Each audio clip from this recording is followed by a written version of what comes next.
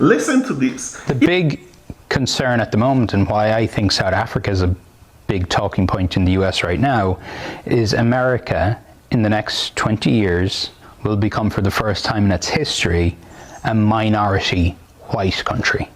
Well, that will be a very, very bad thing to happen. You want to see the US go down? Why?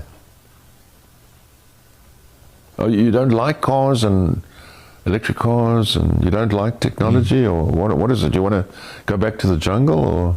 Elon Musk's father says America is doomed, not because of the economy, not because of global competition, but because white people might become a minority. This idea has been circulating in white nationalist circles for decades, and is based on one belief: if white people become a minority, the country collapses. White country. Yes. So there's Latinas, there's blacks, there's people from all different races make up the majority, and then, you know, it could be 48% white people. Do you really think the US is doomed if it goes under? Yes, it goes under then. Seriously? Yes, of course. But this claim is not just wrong. It's ahistorical, unscientific, and rooted in old racial panic.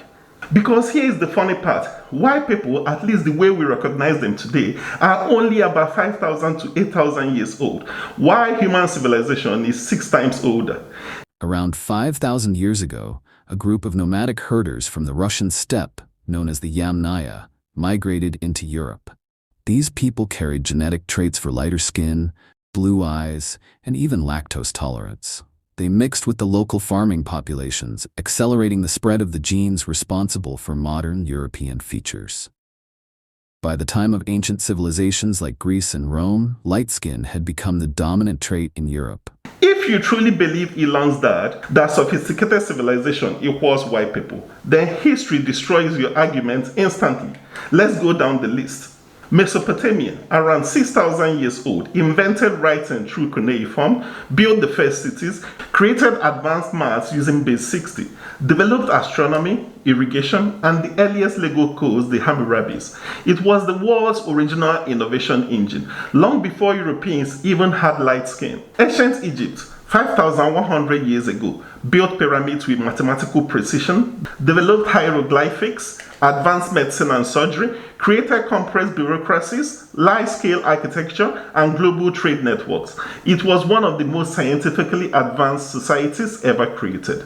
The Indus Valley civilization, more than 5,300 years ago, created planned cities like the Mohenjo-Daro, underground sewage systems, standardized weights, water management, craftsmanship, and peaceful organized social structures. Their sanitation system were better than Europe's until 1800s. Ancient China and modern China, 4,000 years ago, invented paper, silk, the compass, gunpowder, bureaucracy, advanced astronomy, philosophy, metallurgy, architecture, and shaped half of world civilization.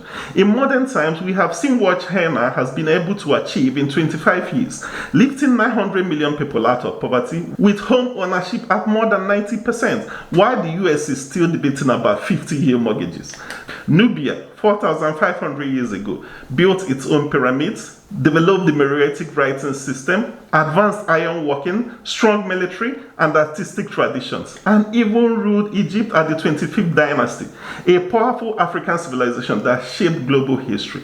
Kara in Peru, around 5,000 years old, built pyramids, developed textiles, irrigation, musical systems, and early record keeping, proving civilization emerged independently across the world, not tied to any race.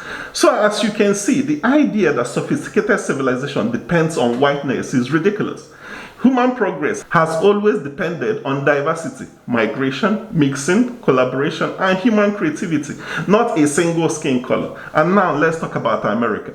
The United States became a superpower because of immigration, innovation, diversity of ideas, economic renewal, global talent, cultural blending, and a massive young workforce. Every major American boom from the industrial era to the Silicon Valley Revolution was powered by contribution from non-white and non-Anglo people. Just look at some of the innovators that shaped America. Steve Jobs, who many white people will name as an example of white excellence, was part Syrian. The father was a Syrian refugee. Today, people like Elon's dad will say things like, "Let in the third world," and become the third world when they see a Syrian. Steve Jobs revolutionized personal computing, smartphones, digital animation, and modern industrial design. Sundar Pichai, an immigrant from India, leads Google and Alphabet, driving global AI development and the expansion of Chrome and Android. Satya Nadella, also from India, transformed Microsoft into a cloud and AI powerhouse. Jensen Huang, born in Taiwan, founded NVIDIA, the company whose GPUs power modern AI, robotics, gaming, supercomputers. Without him today, AI's boom wouldn't exist. Jerry Yang, Taiwanese American, co-founded Yahoo and helped shape the early internet. Vinod Khosla, Indian American, co-founded Sun Microsystems, powering early internet infrastructure and backing major Silicon Valley breakthroughs. And look at science and medicine. Dr. Kizzmekia Corbett, African American, led the creation of Moderna mRNA vaccine structure.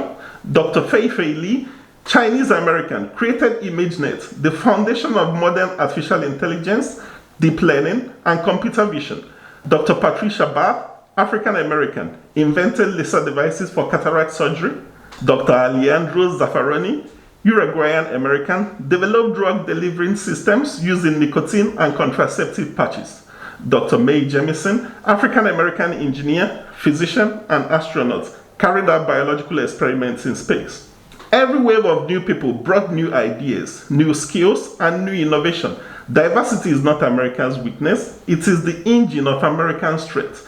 If development of a country is based on how high the percentage of white population is, we will have Eastern European countries like Poland, Ukraine, and Romania leading the world in innovation. But reality says that is far from the truth. So why do people like Elon Musk's father make these claims? It's not about demographics, it's about power. The fear of losing dominance, losing cultural control, losing political privilege, losing the status of being the default group.